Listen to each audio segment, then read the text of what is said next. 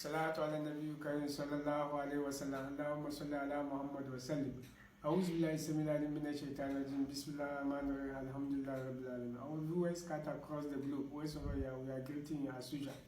With me is the Google of Dream and the spiritual atlas of the 21st century. We are going to interpret the following dreams. When you dream that you are praying, it means that you are going to be a successful leader. So in case there is an election, whether in the school, in the institution, or in the company, or in the country, or in your constituency, when you dream that you are praying, regardless of your religion, you are going to emerge a winner. But in case there's not an election, it means that one day, one time, the society will be under you, then you'll be a leader, like the Imam. That's one aspect of it. And then when you dream about the mosque, that also shows that you are going to be godly and faith is going to increase in your system.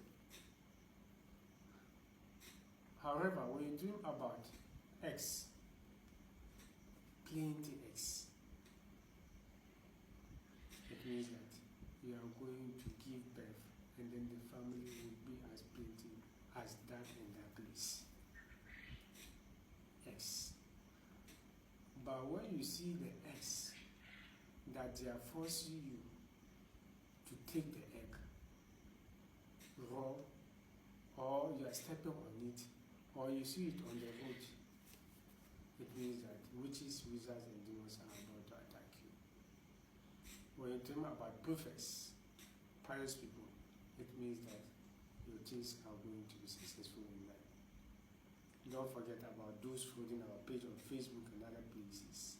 Please be vigilant and alert.